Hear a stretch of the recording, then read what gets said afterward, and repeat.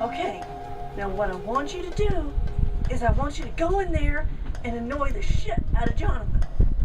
Just piss him off a little bit. That's all. He was really mean in this review, and he deserves it.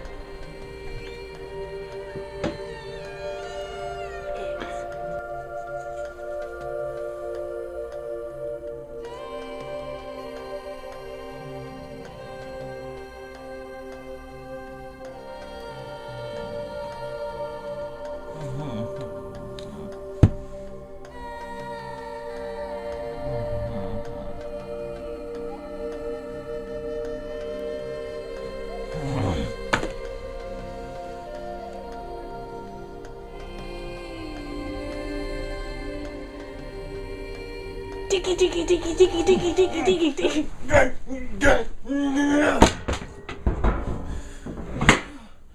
Crystal! What? Did you send another Tiki after me? I would never do such a That's thing. the fourth one this fucking week. Are you still pissed about that review? Never. Look, this is not a garbage horror. Yes, it is. Well, then what the fuck are we going to do with all these Tikis? Send them after Uvivo? Get on that. I'm going back to sleep. Okay. Fucking Tikis after you.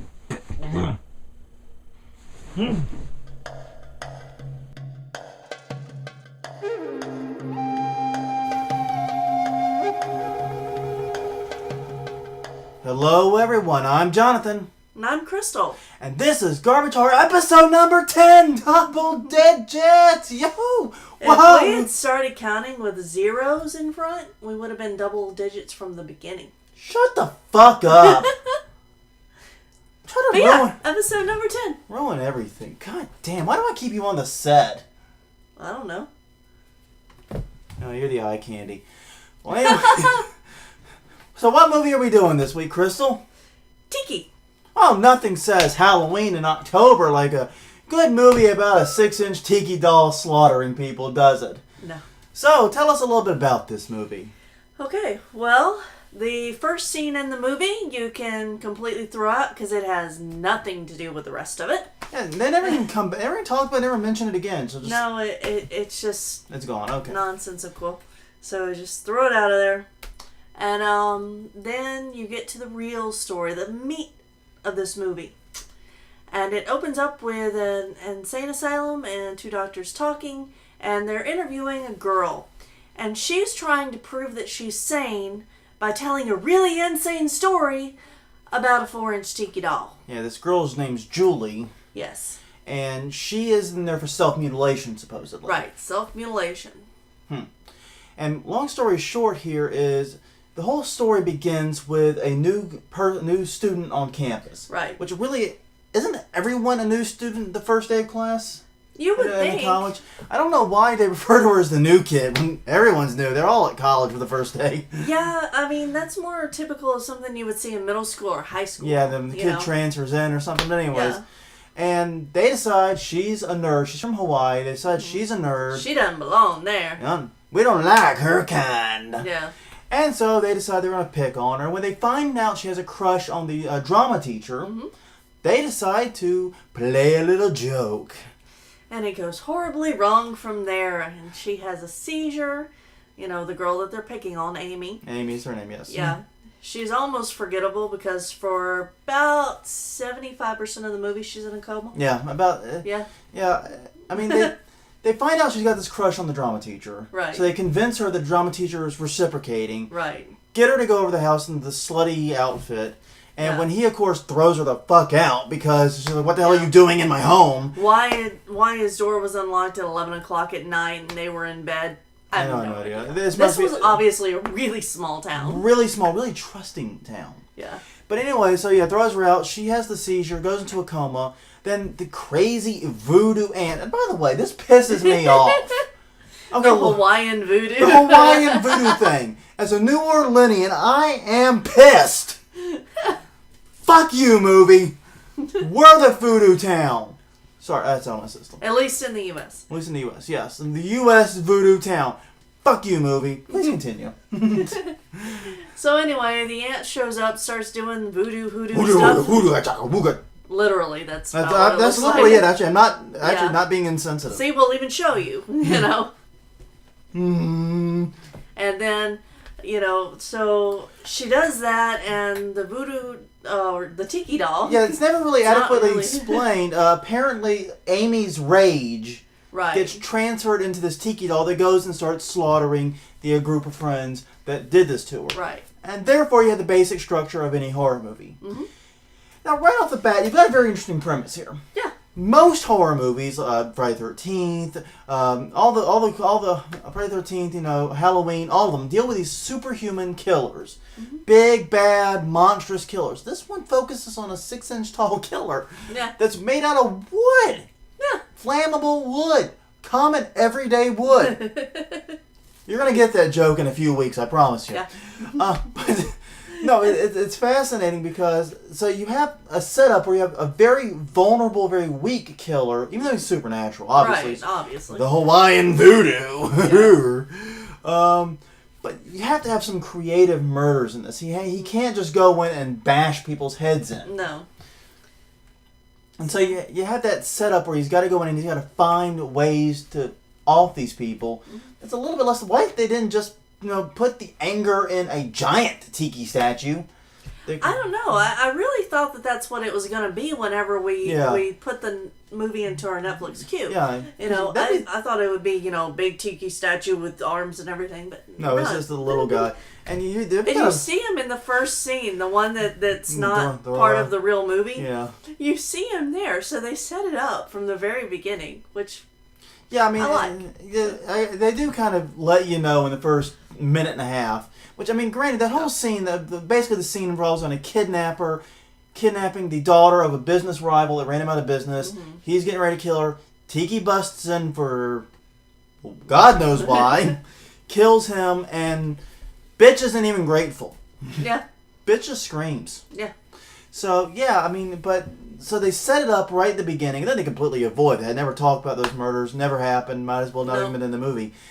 But they set it up, they let you know what you're in for, and it's also kind of the style of the killing, too. Mm-hmm. It lays it all out for you, what you're... Well, actually, I don't think it's the style of the killings. Yeah. In that part. Oh, in that part, true, but the challenges of vertically challenged exactly. murder. It is vertically challenged murder. You get the taste of that, and all he's got is the spear, and he carries a bow, but I don't think he actually uses any arrows.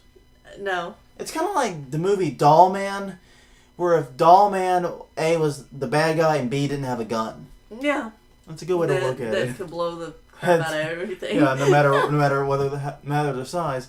So, all in all, the basic premise of the movie, 6-inch tall killer slaughtering a whole bunch of people. Mm-hmm. Is there really anything more to talk about with that? No, so I think we should get right to... Good, bad, best, worst. Okay, I'll start with the good. I've got to say... The general premise of this movie. I like the overall idea of the 6-inch tall killer. Very imaginative, very different, very refreshing for me. Right. He's got to work his ass off for these kills, and it is entertaining to watch him do it. I gotta say, it's a lot of fun. Right. And mine kind of builds on yours. My good is that, the way the characters are killed off, because each character has their obsession. Yeah, the OCD. Yeah. And he uses that against them in order to off them, and that's it's nice. A bit Shakespearean in nature, you might say. It's okay. You're bad. My bad. Whenever anyone dies, the reactions of their friends, it's just not normal. Bring. Hey, Crystal. Yeah? Your best friend ever since grade school just got brutally murdered. I'm going to go for a drive along the cliffs and look at the countryside. Okay, that's perfectly logical and reasonable. No. Click. Yeah. Hey, ring, Jonathan. What's up? The love of your life just got killed last night. I'm just going to stare longingly at his picture and just sit in a field until something happens. I didn't know you were gay. Shut up.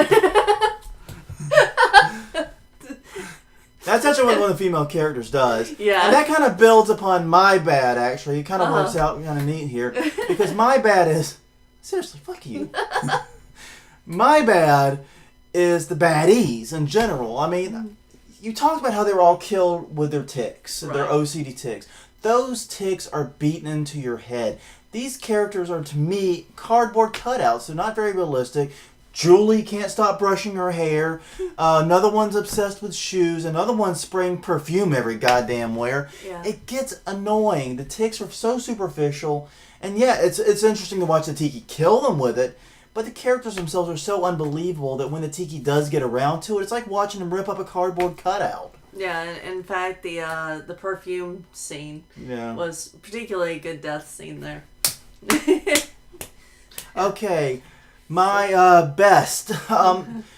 For me, it was the very end sequence. We can't show it. We're spoiler-free reviews. Sorry about that. But believe me, this movie has a great payoff. You want to stick around for it. It's worth seeing. Even if you cut out halfway through this movie, to fast forward to the end. Just trust me. Hang on. Okay. Well, we have an interesting situation this week. Yeah, we do. We got a problem, folks. We got a bad one. My best is actually Jonathan's worst. Yep. We are at odds. We are at loggerheads, if you will. I'd win. Anyway, so my best is Julie, the character of Julie. My worst is the character of Julie. Yeah. I mean, I don't actually like this character, and in fact, part of the reason I'm putting it as my best is how much I dislike her. And I dislike her the same amount from the beginning to the end because she's the same character throughout. And that in turn is actually my problem with this character.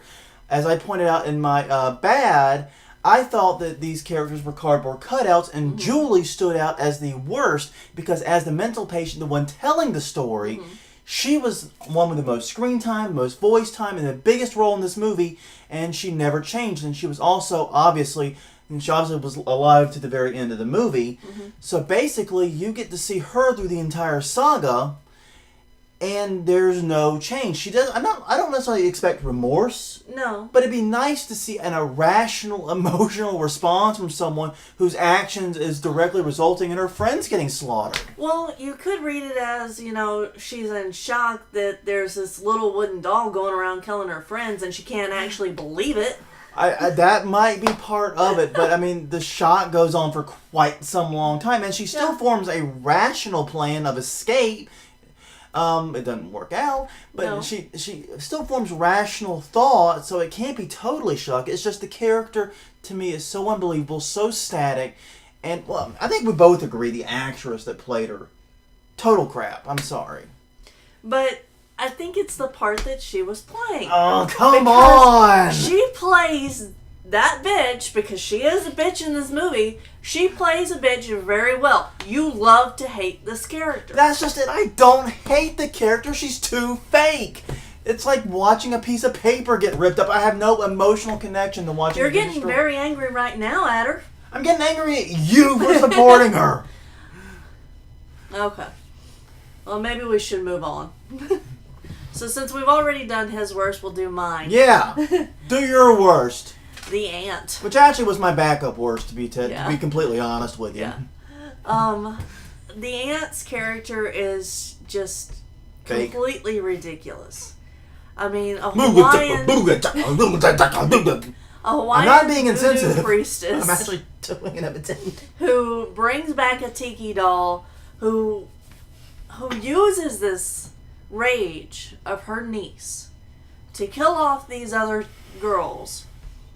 And the worst part of it, for me, isn't all of the shaman stuff that she does. Oh, really? Okay, do tell. I'm interested. The worst part for me is at the very end, even though it could kill her niece, she still uses the tiki doll. To me, the worst thing about her was every time she's talking to someone, completely unbelievable, no ration, no reason. Holier than thou. Holier than thou. I mean, she's as evil in my book as the Bad Banyu. That raises some interesting moral questions. Right. But the problem is, once again, it's so over the top, so overdone, so unbelievable that it just carries no weight for me. I don't know. But yeah, we both agree the ant sucks as a character all around. Yeah. So we can agree on that. Julie is obviously going to be a divisive character. How's that for fairness? That's fine. Okay. Recommendation, who the hell are you going to tell to watch this movie? Anyone who wants tips on how Hawaiian voodoo works and how to bring Tiki back to life to kill people. There's no such fucking thing as Hawaiian voodoo. I know that, but this movie seems to think there is. Whew, boy. What about you? This has been one long review. For me, this is a brain off kind of movie. If you think of the concept of a 6-inch tall wooden doll killing people and you get a chuckle, watch it. It pays off on that front pretty well. Yeah. If you go, why the hell would you make a movie out of that? You probably want to pass. Mm-hmm. If you get it, you get it. If you don't, you don't. You're going to know based upon the concept whether or not you're going to enjoy it, really. Yeah. I think that's the safest way to put it. So, you got anything else you want to say to make yourself more wrong? We'll let y'all decide on that. Let us know. 2 thoughts, actually. Yes, tell us how wrong she is. One is self-mutilation. That's why this girl's in it. They think that she's been tearing her scalp open. I've known some self-mutilators in my day. Big shock there. That's not, typical area to damage. No, it's not. You don't go for the head. Well, that and it'd be a very difficult thing to do anyway. Right. It's not an easy part of your body to damage significantly. No. So there's that. It's designed to be difficult. So there's that, and then there's also the most awkward topless scene. Yeah, we forgot. We can't really show this. We'll talk about it briefly. The lead character, Amy, has a brief topless scene in the movie, and it is... I don't think she's an unattractive girl. I'm going to be honest. I think she's a pretty girl, but it's very awkward. It might be part of it's designed to be awkward. Yeah. Very awkward, and it's very hard to be aroused by, to be completely honest. If you're looking for an erotic... I'm already thinking of the Reddit comments. Anyway, go ahead. Sorry. I have never wanted out a review so bad in my life right now. No, but it's weird because that's one of 2 such scenes in the movie. The other one comes a little bit later, and it's less awkward but more brief. Yeah, it starts out really good, and then it's just over. And it's just suddenly nothing. No. So yeah, don't watch this movie for the TNA. Watch this movie for the 6-inch wooden doll killing people. Yeah. That's a good reason to watch this film. How's that? Yep, that's it. That's the wrap-up. All right, so on that note, I'm Jonathan. I'm Crystal. And she is wrong! Wrong! Tell her she's wrong! And this was Garbage Horror. Oh yeah, Garbage Horror. Wrong!